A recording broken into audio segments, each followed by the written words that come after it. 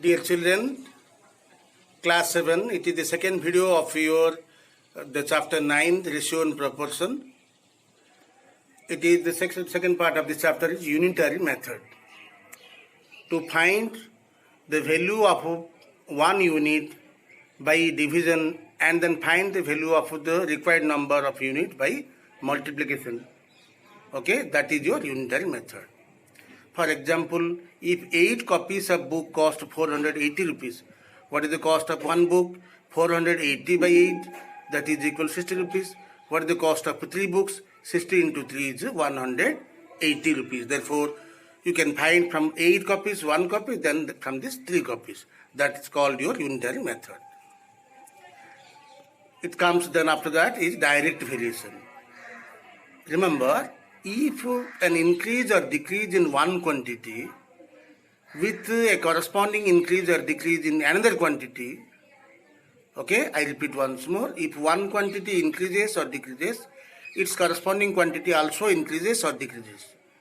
Then such kind, and keeping the, so that the constant, ratio remains constant, this kind of variation we call direct variation.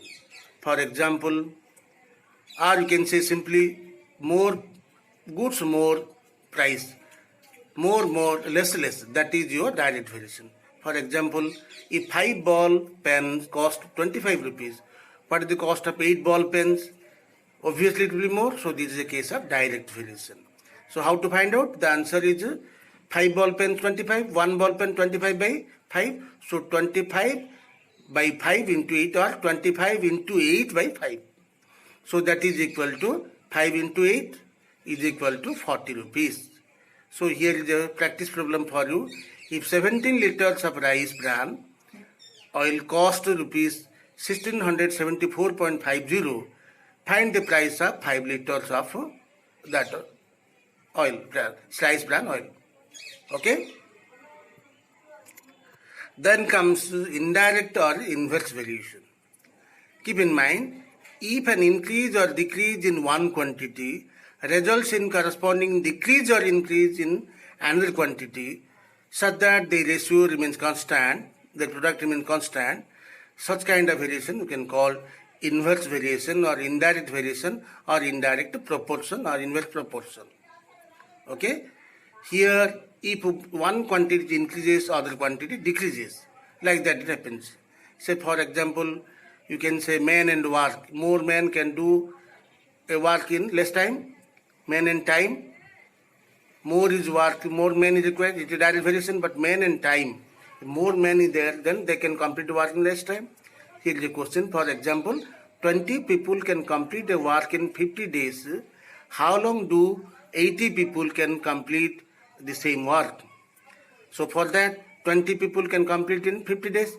Then if 1 people will be there, obviously required more number of days. So 50 into 20 days. Then 80 people, 50 into 20 by 80. That is equal to 25 by 2 and 12 or 12 and a half days required for completing the work. Okay? Then another practice problem for you. An aeroplane covers a certain distance at 400 km per hour speed in 4 hours.